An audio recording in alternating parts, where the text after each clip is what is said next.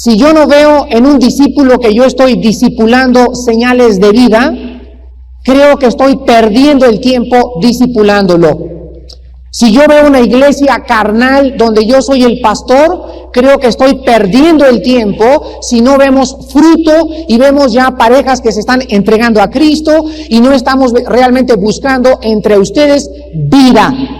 Nosotros tenemos la responsabilidad de buscar en mi novia, en mi novio, en mis hijos, en mi esposa, señales ¿de qué? De vida. Necesitan manifestar la vida de Cristo.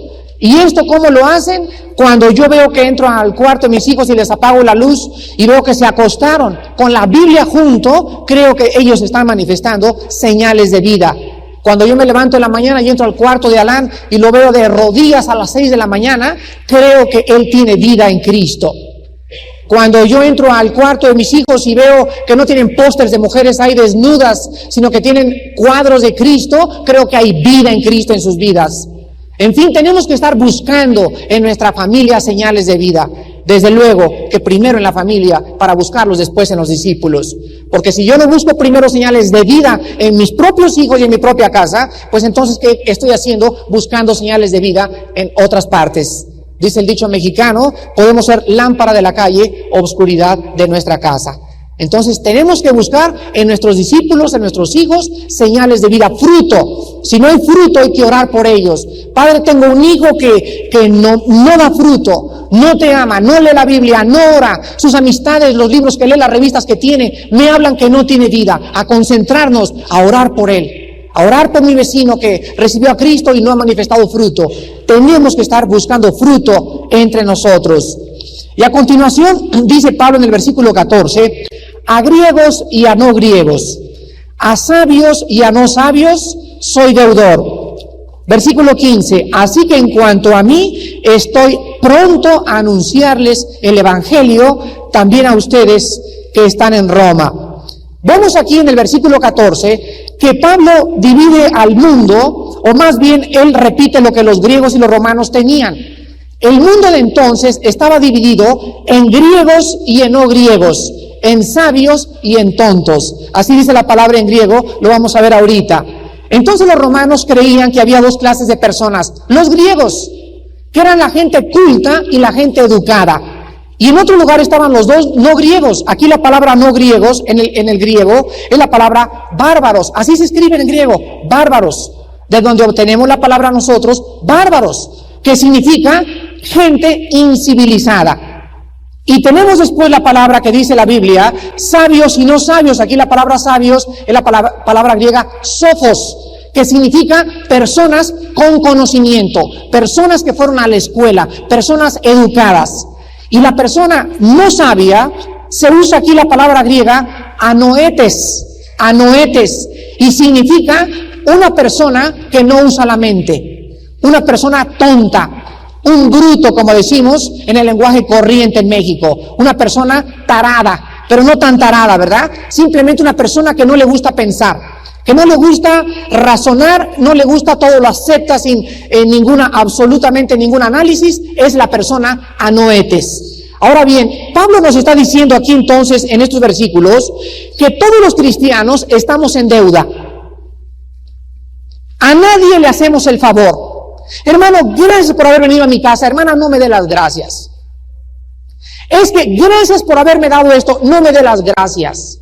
Porque después de que nosotros hemos visto lo que Cristo ha hecho por nosotros en una cruz, y cuando yo recibo el perdón de Cristo en mi vida, de ahí en adelante Cristo me manda a un mundo ¿a qué? A servirlos. Nos manda como siervos de toda la humanidad, porque Él me sirvió en la cruz y ahora yo voy al mundo y estoy en deuda con los cultos, con los ricos, con los pobres, con los educados y con los tontos. Con cualquier persona yo estoy en deuda.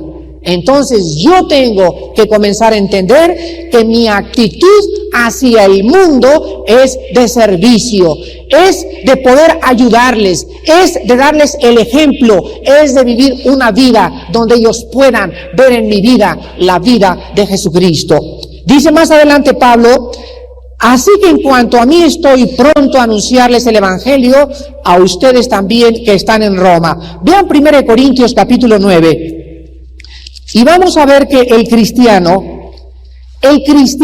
tiene que estar listo.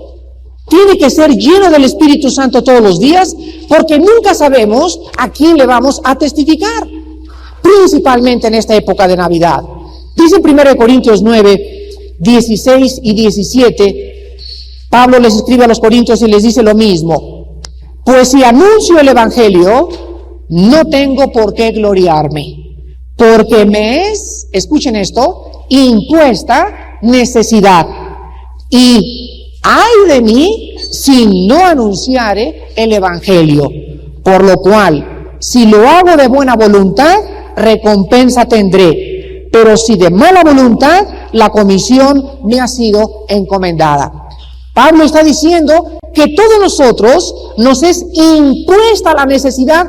Ahora, ¿querrá decir esto que Dios me está diciendo, Armando, y me echa manita de puerco Dios y me dice, predícale a esa persona? No, porque Pablo está diciendo que no puede haber una voluntad indispuesta para predicar. Entonces, ¿qué necesidad es la que un cristiano debe de sentir? Una necesidad que nos es impuesta por el Espíritu Santo, pero que no es forzada. ¿Saben ustedes qué significa esto? Si leen 2 Corintios capítulo 5, Pablo dice, porque el amor de Cristo me constriñe.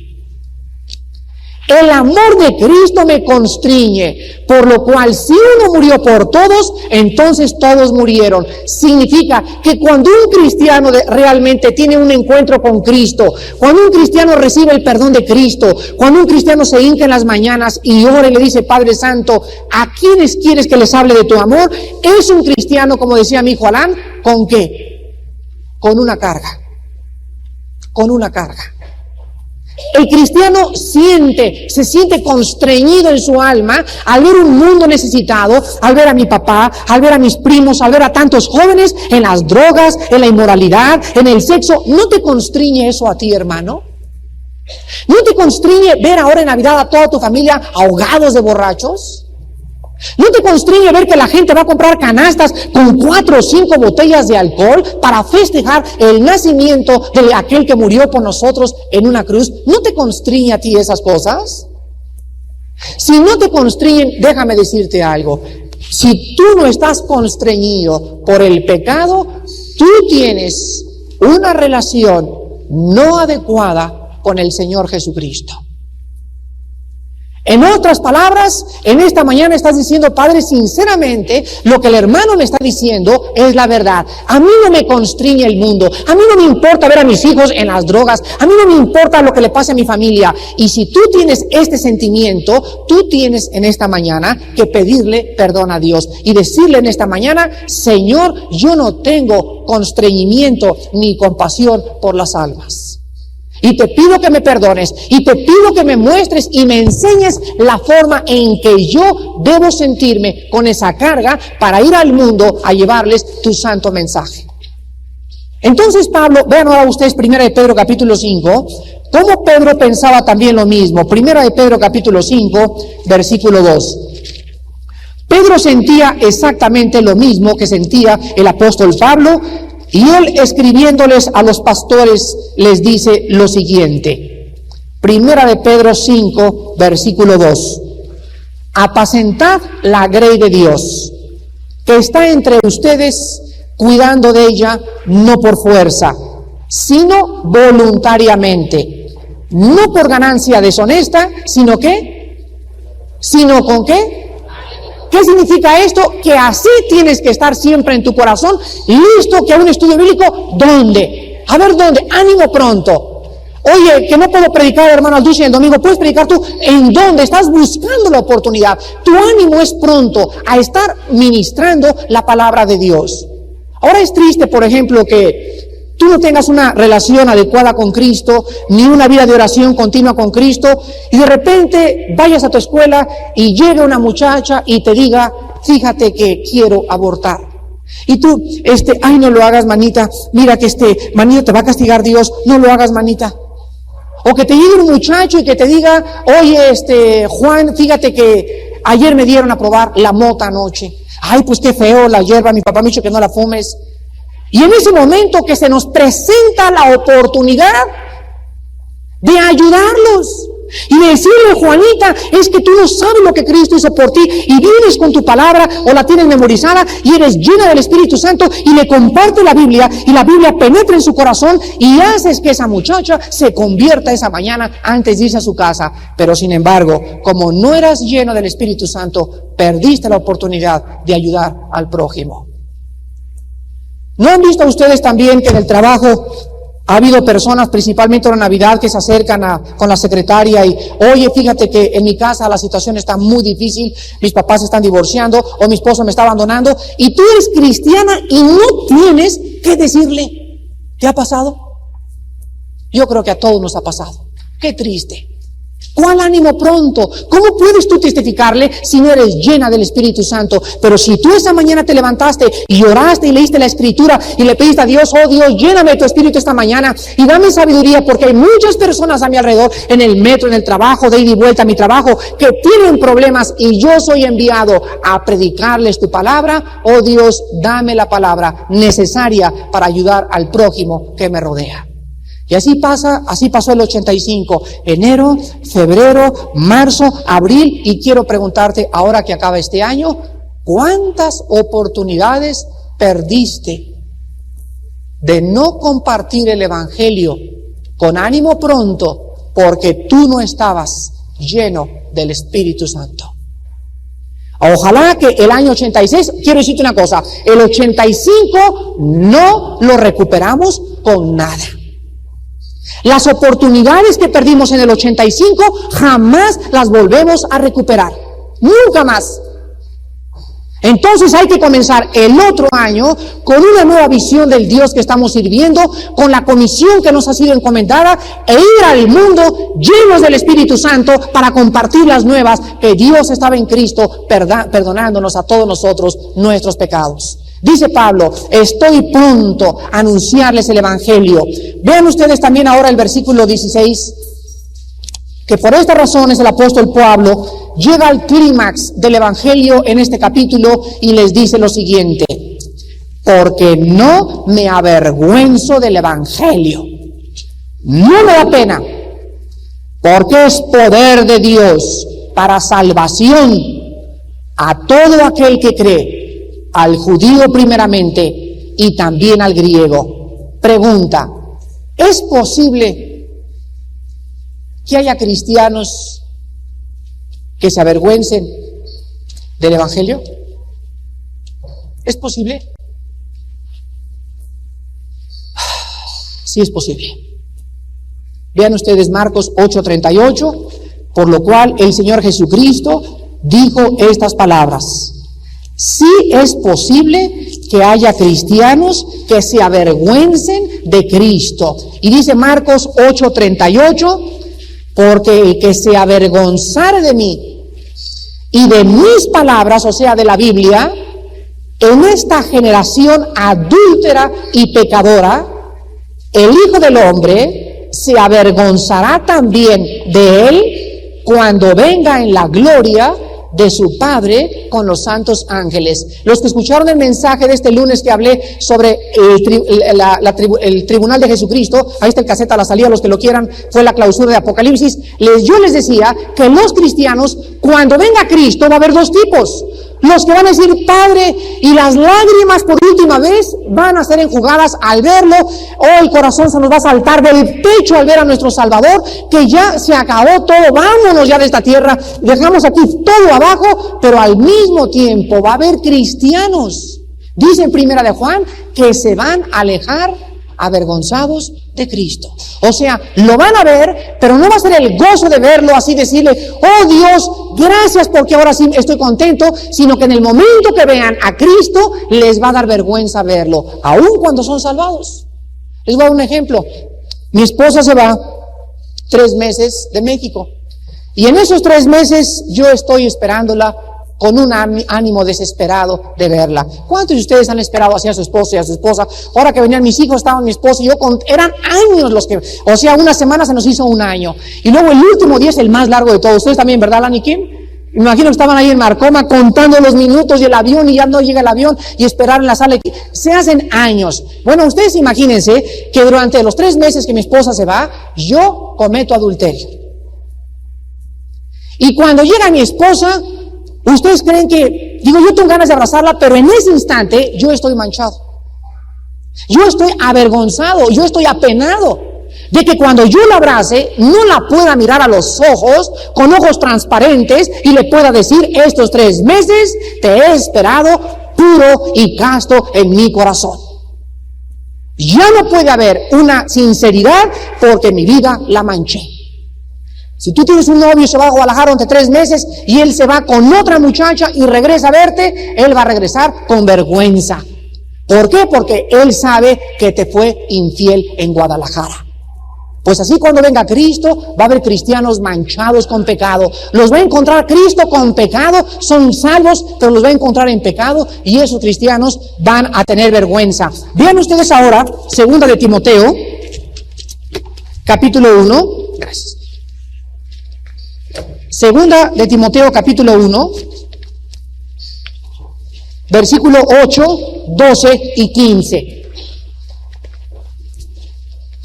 ¿Cuántos de ustedes en el año del 85, en una reunión de familia, les dio vergüenza? Así se llama, literalmente les dio vergüenza. ¿Cuántos de ustedes en la escuela comenzaron a hablar a los amigos de la evolución y que venimos del chango y a ustedes les dio vergüenza de hablar de Cristo, de decirles eso es una mentira, la religión no salva, amigos, Cristo salva, la palabra de Dios, etcétera, etcétera? ¿A cuántos de ustedes les pasó eso en este año? Dice 2 de Timoteo capítulo 1, el apóstol Pablo, sabiendo que el joven Timoteo era un joven tímido y vergonzoso, le dice en el versículo 8 las palabras siguientes, y le dice así: por tanto, ¿qué cosa? No te avergüences de dar testimonio de nuestro Señor, ni de mí preso suyo, sino ¿qué cosa? Participa de las aflicciones por el Evangelio según el poder de Dios. ¿Qué significa sufrir por Cristo? Significa ser objeto de burla. Cuando tú te avergüenzas y no hablas de Cristo, ¿por qué lo haces? Porque temes ¿a qué cosa? A la burla. ¿Qué van a decir de mí? ¿Me van a decir religioso? ¿Me van a decir tonto? ¿Me van a decir fanático? ¿Me van a decir ya cambiaste religión? Pues precisamente Cristo nos envió al mundo ¿a qué cosa? A que comenzáramos a entender que la gente se va a burlar de nosotros. Se tienen que burlar de nosotros. Y les voy a decir por qué se tienen que burlar de nosotros en unos minutos. Bueno, ustedes saben el versículo 12. Ahí mismo el versículo 12. Por lo cual asimismo padezco esto. O sea, está hablando de las burlas. Pero no me avergüenzo. Y Pablo lo dice, ¿por qué? Porque yo sé. Aquí está el asunto. No me da pena porque yo sé a quién he creído. Y estoy seguro que es poderoso para guardar mi depósito para aquel día. Cuando tú te levantas en el salón de clases y les hablas a tus alumnos de Cristo y les dices a tus amigos eso y se levantan las burlas y las críticas, en ese momento algo te domina, algo te controla que no permite que las críticas causen daño psicológicamente en tu corazón. ¿Por qué? Porque cuando tú te paras, tú sabes que tú eres el que estás bien y ellos son los que están mal. Y esta seguridad nos las da el Espíritu Santo. Te paras en Navidad y señores, en esta no quiero aprovechar para decirles esto y esto y esto, y va a haber así personas viniendo con el chiclote. No les hagas caso. No les hagas caso, que no te dé pena. Y cuando tú te paras y tienes ese valor para hablar en medio de un mundo escéptico y un mundo hostil, es porque tú sabes y yo sé que Él vive. Y eso nos hace tener valor de pararnos enfrente de 30,000 personas. De pararnos enfrente del presidente de la República y ver al presidente de la República con un hombre culto, un hombre bueno, un hombre moral, etcétera, etcétera, pero nosotros sabemos a quién hemos creído y sabemos que en ese momento Él no tiene nada que darnos. Nosotros tenemos todo para darle, el compartir el evangelio de la salvación en Jesús. Vamos a nuestra familia y le compró tu tío un trailer Córdoba en Navidad a su esposa, el otro le compró una casa en Cocoyoc y todos, ¡ay! Las joyas y los regalos, etcétera, etcétera, y nosotros vamos en medio de ellos a darles el mejor regalo que puedan recibir. Y ahí están con sus risas huecas, con sus risas vanas, con sus regalos vanidosos, con su superficialidad, con su vida tan vacía que tienen, festejando aquellas cosas, burlándose de nosotros. Sin embargo, nosotros, como no poseyendo nada, mas poseyéndolo todo. Hermanos, no se avergüencen de dar testimonio de Cristo. Porque el que tiene pena delante de Cristo, enfrente de la gente, ¿ustedes creen que él pueda realmente creer que Cristo vive? No, mi amigo. Si tú eres una persona que tienes pena, quiero decirte que yo tengo dudas que tú tengas al Espíritu del Señor. ¿Por qué? Porque Él no nos ha dado un espíritu de cobardía. Dice en Romanos 5, el Espíritu de Dios ha sido derramado en nuestros corazones. Dice Romanos 8, porque el Espíritu que nos ha sido dado no ha sido un espíritu ¿de qué? De esclavitud. ¿Para estar en qué? En temor.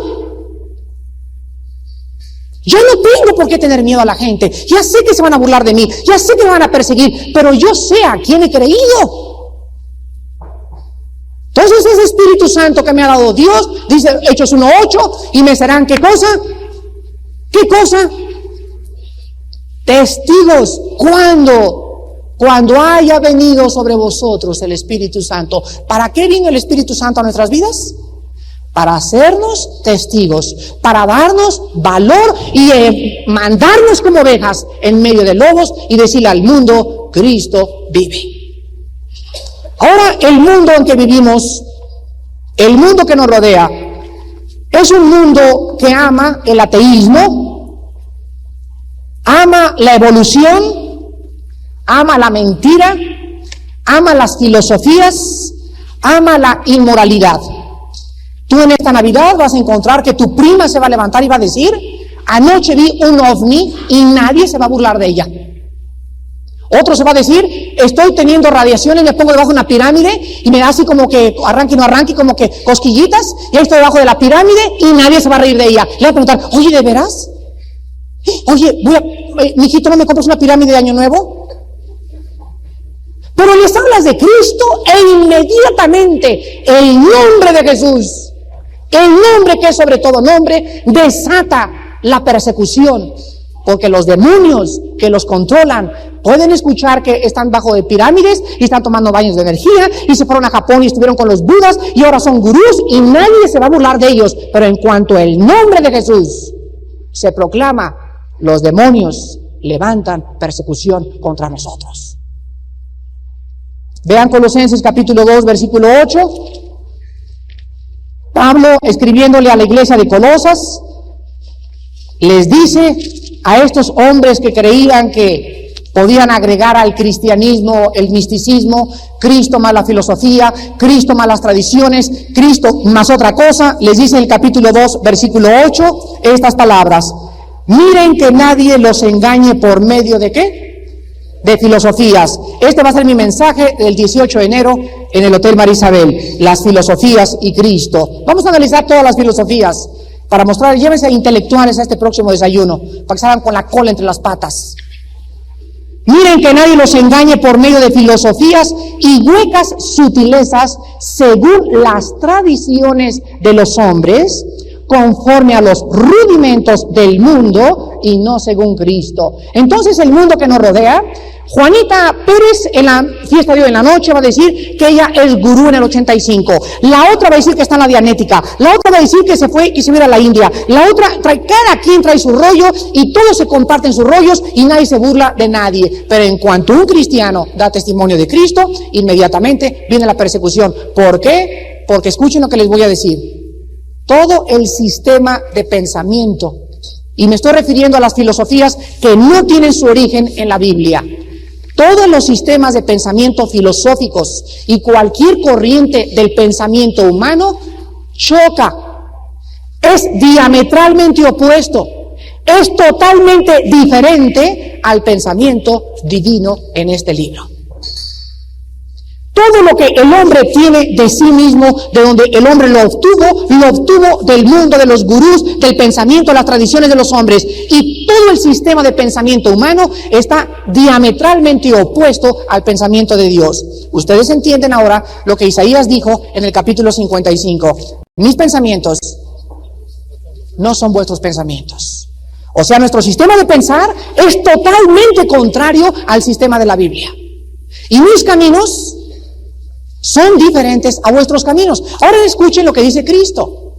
Así como los cielos son más altos que la tierra, quiero que escuchen esto, esa misma distancia que hay entre el cielo y la tierra, que es infinita, ese mismo infinito divide mis pensamientos de vuestros pensamientos.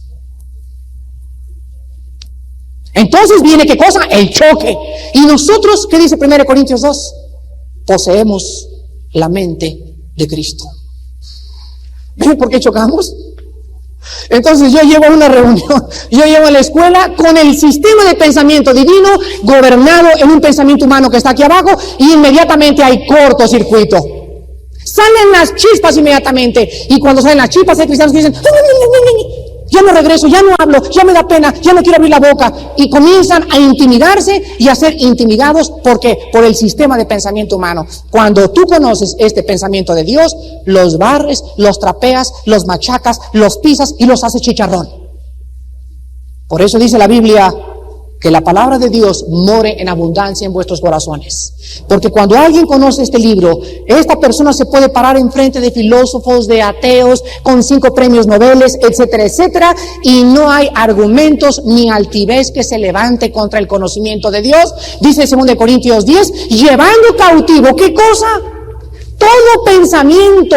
La palabra de Dios, cuando sale, cautiva a la filosofía del mundo y la trae presa a los pies de la cruz.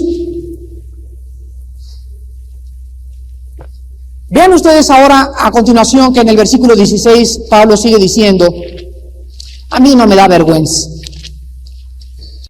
Yo no tengo pena delante de nadie.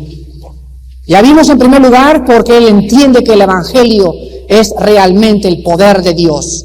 Dice el versículo 16, no me avergüenzo del evangelio porque es poder. Aquí se usa la palabra dunamis, de donde tenemos la palabra dinamita.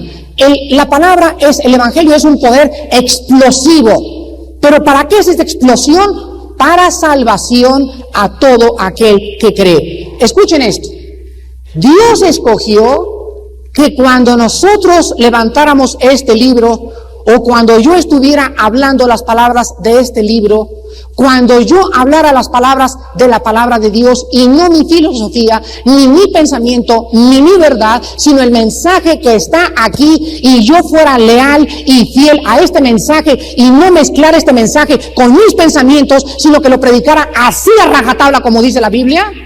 Dios dice que al comunicar yo este mensaje sin mezclar el pensamiento humano, mis palabras contendrían ¿qué cosa? ¿Qué cosa? Poder. Vean Colosenses capítulo 1. Contendrían un poder sobrenatural que haría explosión en los corazones que lo escucharan. Colosenses capítulo 1, versículos Colosenses capítulo 1, del 3 al 6. Colosenses 1, versículos del 3 al 6. Escuchen estas palabras. Siempre orando por vosotros, dando gracias a Dios Padre de nuestro Señor Jesucristo, habiendo oído de vuestra fe en Cristo Jesús y del amor que tenéis a todos los santos, a causa de la esperanza que os está guardada en los cielos, de la cual ya habéis, ¿qué cosa? Ya habéis oído por la palabra verdadera del evangelio. Escuchen el versículo 6. Que ha llegado hasta vosotros, así como a todo el mundo, y lleva fruto, y crece también en vosotros desde el día que oísteis y conocisteis la gracia de Dios en verdad. Desde el momento que yo oí hace 10 años, hace 12 años cuando me convertí yo, el evangelio, venían en esas palabras algo que yo no entendía, que entraron a lo más profundo de mi corazón. En ese momento yo me acuerdo, no comprendía muchas cosas, pero en ese momento yo sentí en mi alma que yo necesitaba a Cristo en mi corazón, que yo necesitaba el perdón de Dios. Y en ese momento le dije: Padre Santo, sé propicio a mi pecador. Él entró a mi vida en la persona del Espíritu Santo, y desde ese momento en que la palabra fue, ¿qué cosa? Sembrada en mi corazón, esa palabra aquí, ¿qué cosa dice Colosenses? Está creciendo, tiene vida.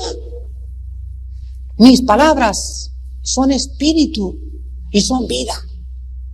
Vean 1 Tesalonicenses, capítulo 2, versículo 13. Ahí en la vuelta a Colosenses y está Tesalonicenses.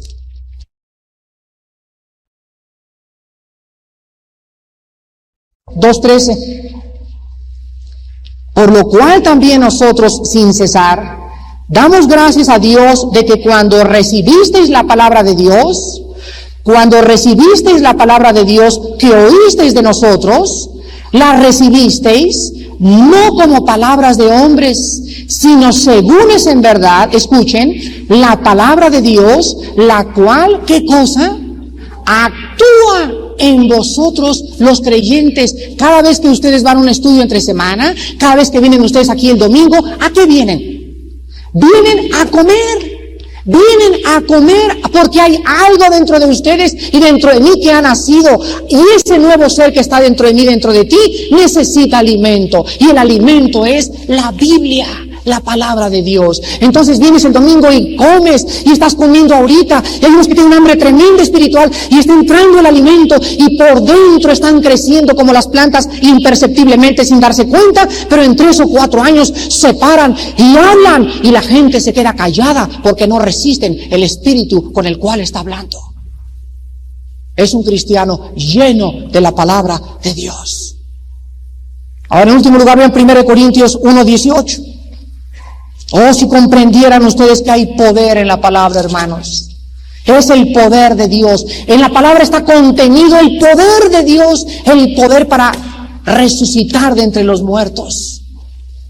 1 Corintios 1:18 dice Pablo: porque la palabra de la cruz, o sea, el evangelio, ¿es qué cosa? A unos es locura totalmente. ¿A quiénes? A los que se pierden. Pero a los que se salvan, esto es a nosotros, ¿es qué cosa? Poder de Dios. Escuchen esto.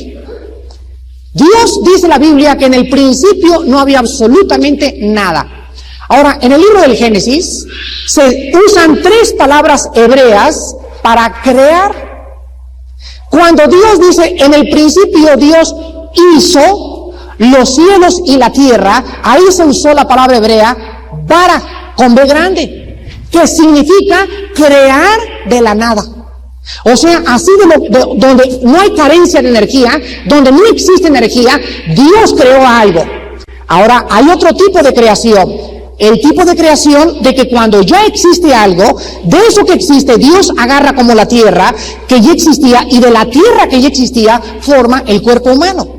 Dios no dijo que sea el hombre y el hombre ¡pum!, apareció. No, Dios creó al hombre de algo que ya existía físicamente, pero espiritualmente sopló de nosotros su propia naturaleza, la vida de Dios, y la recibió el hombre, y el hombre se convirtió en una alma viviente. Ahora escuchen esto. Cuando Dios creó, ¿qué usó? Su palabra. Dios dijo, así dijo, que sea el universo, y de la nada, ¡pum!, apareció. Sus palabras contenían las ondas que emitían las palabras de Dios, o las vibraciones contenían la vida. Y apareció la tierra, y apareció la luna, y apareció el sol. Dios dijo a la tierra: produzca la tierra animales y bestias, y la tierra recibió las palabras de Dios, y la tierra comenzó a producir, bajo la orden de la palabra de Dios, animales. Cristo se acercó a la tumba de Lázaro y le dijo a la gente: quiten la piedra. Y gritó: Lázaro, ven fuera.